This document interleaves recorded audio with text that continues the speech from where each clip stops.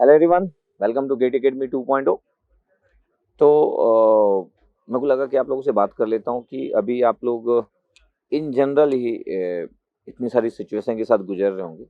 Mental status जो होगा आपका वो बहुत ही कम लोगों का स्टेबल होगा।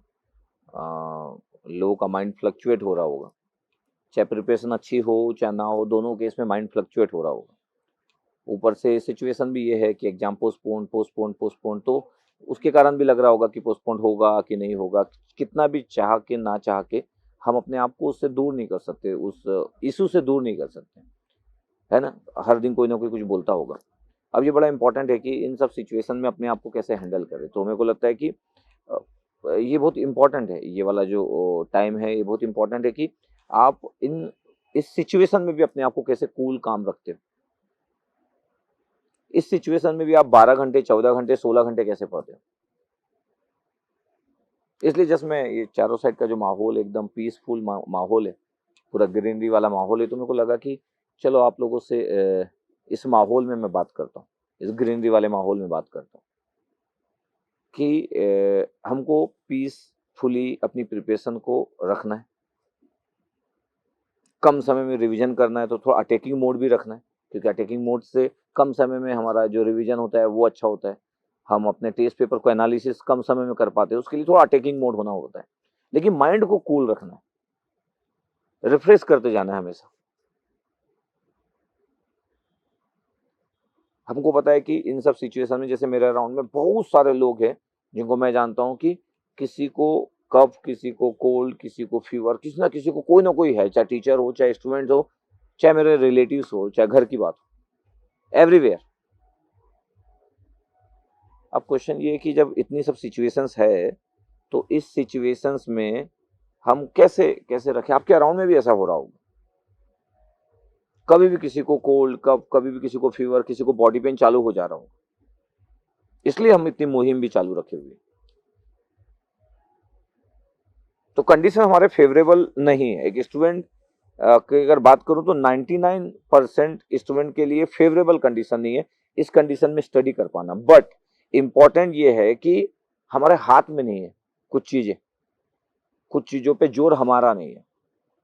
और 99% लोगों के लिए फेवरेबल कंडीशन नहीं है, लेकिन हम सबको स्टडी तो बड़े गुड वे में करना है, अपने अपने टाइम को यूटिलाइज करना है। जितना भी हम पढ़ के रखे हैं उन सबको रिवाइज करना है गुड वे में। और देखो, लास्ट का जो प्रेशर होता है, जैसे जैसे समय होना चालू हो जाता है, जैसे आज 24 तारीख हो गई तो 24 खत्म हो जाएगी, तो जैसे समय नजदीक आना चालू होता है थोड़ा सा हार्ट बीट बढ़ती है, थोड़ा सा डर लगना चालू हो जाता है। हमको लगता है कि हम भूल रहे हैं, हमारा माइंड काम करना कम करना चालू कर देता है। कई बार छोटी छोटी चीजें याद नहीं आती, और जब छोटी छोटी चीजें याद नहीं आती तो इरिटेशन होता है, लगता है हम कुछ कर पाएंगे नहीं कर पाएंगे जब कुछ चीजें याद नहीं आती है। तो मैं बोल रहा हूँ कि वन ऑफ द सॉल्यूशन ये है कि चीजें कब याद नहीं आती, जब आप चीजें पढ़ लेते हो फिर आपको लगता है कि याद आना चाहिए थोड़ा सा। आप अगर आप आई क्लोज करके सोचोगे तो आपको याद नहीं आएगी। लेकिन अगर आप जब लिखने वाले मोड में रहते हो ना, तो कोई चीज अगर याद नहीं आ रही ना, तो जब आप लिखते हो ना तो कुछ स्टेप कनेक्ट हो जाता है और वो रिजल्ट तक पहुंच जाते हो। आपको अपनी लास्ट के कुछ दिन जो बचे हुए, उन लास्ट के कुछ दिनों में आपको अपना जो भी आपका तरीका, उस तरीके को बहुत गुड इंप्रूव फॉर्म में रखना है कि किसी भी चीज को लिख के आप वहां तक पहुंच सको। बहुत बार ऐसा होता है कि हमारे माइंड में चीजें क्लिक नहीं करती, लेकिन जब पेन उठाते हैं हम और रफ कॉपी में कुछ चीज लिखना चालू करते हैं, यकीन मानिए वो रिजल्ट लिखा जाता है। और ऐसे कोई लाखों रिजल्ट नहीं है। अगर आप एक दिन 24 घंटे पूरे सिर्फ रिजल्ट ही रिजल्ट के बारे में सोच सोच के लिखना चालू करोगे ना, सिर्फ रिवीजन करोगे, टॉपिक लिखोगे, रिवीजन करोगे, लिखते जाओगे, पूरे 24 घंटे लिख डालो। पूरे 24 घंटे में पूरे सब्जेक्ट की पूरी चीजें लिख सकते हो आप। 24 घंटे के अंदर में पूरे सब्जेक्ट की पूरी चीजें। और कुछ चीजों आपको जब लब लिखोगे तो आपको कुछ चीजों में डाउट आ जाएगा, उसको सर्कल कर लो, क्योंकि डाउट तो वहां पे भी आ सकता है। तो वैसी चीजें होगी 20 50, किसी की 100, किसी की 5। वैसी चीजों को फिर से अपने को और देखना पड़ेगा, वैसी चीजों को फिर से देखना पड़ेगा कि मैं कहां से स्टार्ट करूं। तो इंपॉर्टेंट है कि अभी अपने आप को आप किस तरीके से हैंडल करते हो, क्योंकि प्रिपरेशन बहुत सारे लोग कर चुके होंगे, लाखों लोग, हजारों लोग प्रिपरेशन बहुत सारे लोग किए होंगे, लेकिन प्रिपरेशन का रिजल्ट सबको नहीं मिलता वैसा जैसा मिलना चाहिए। आसान नहीं है, क्योंकि इतने सारे लोग हैं कंपटीशन में। तो जब प्रिपरेशन इतने सारे लोग किए तो कौन से फैक्टर डिसाइड करेंगे कि कौन व्यक्ति अच्छा परफॉर्म कर पाएगा इस बड़े से महायुद्ध में। तो ये जो अपने माइंड को कंट्रोल करने वाला पार्ट है, अपने आप को कूल रखने वाला पार्ट है, ये पैरामीटर बहुत ही स्ट्रांग रोल प्ले करते हैं। क्योंकि अभी कोई 10 दिन, 15 दिन, 1 महीने, 1.5 महीने में ऐसा कुछ होगा नहीं कि कोई बहुत अपने आप को चेंज कर लेगा स्टडी वाइज। मेरा बस ये है कि स्टडी वाइज कोई चेंज नहीं कर सकता बहुत ज्यादा, लेकिन आप अपने आप को कंट्रोल करने की कोशिश करो, क्योंकि माइंड बहुत फास्ट डाइवर्ट होता है, इधर से उधर भागते रहता है। एग्जाम के दिन भी, पेपर जब देते रहते हो तब भी आप एक सोचते हो, माइंड में 4 चीजें आ जाती है, ओवर थॉट आपका माइंड हो जाता है। आप कुछ सोच रहे हो, कुछ सोचने पे मजबूर कर देता है। तो कैसे करोगे आप?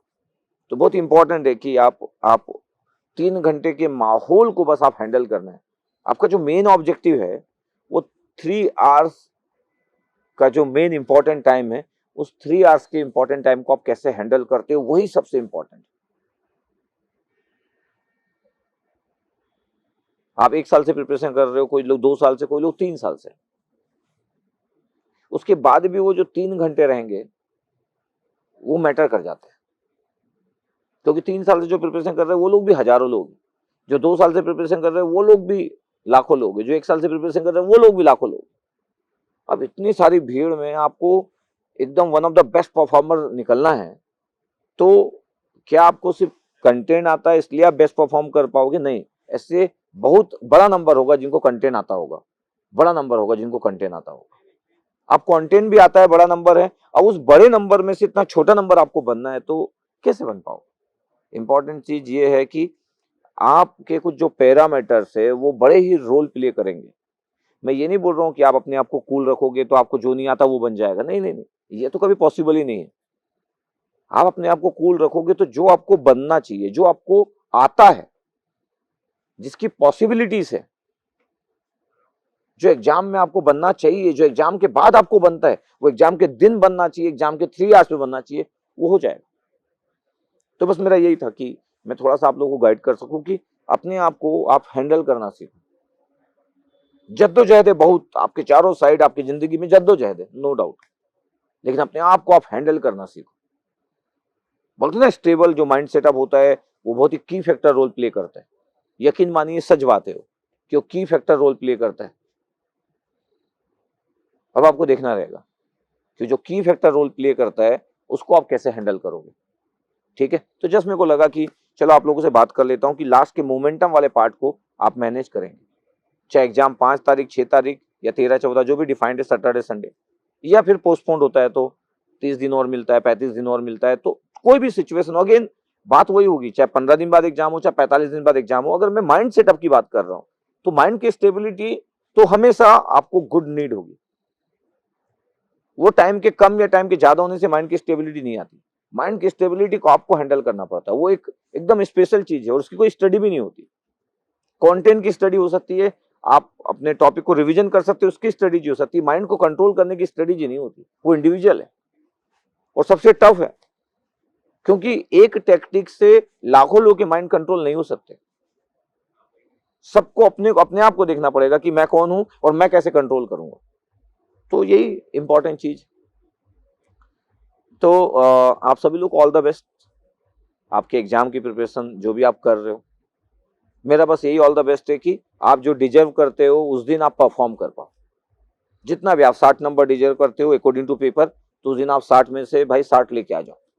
आप 80 नंबर डिजर्व करते हैं, 80 नंबर लेके आ जाओ। आप 45 नंबर डिजर्व करते हैं, 45 नंबर लेके आ जाओ। तो मेरी ऑल द बेस्ट है कि आप जो डिजर्व करते हो वो आप उस 3 घंटे में अपना बेस्ट परफॉर्मेंस निकाल के आना।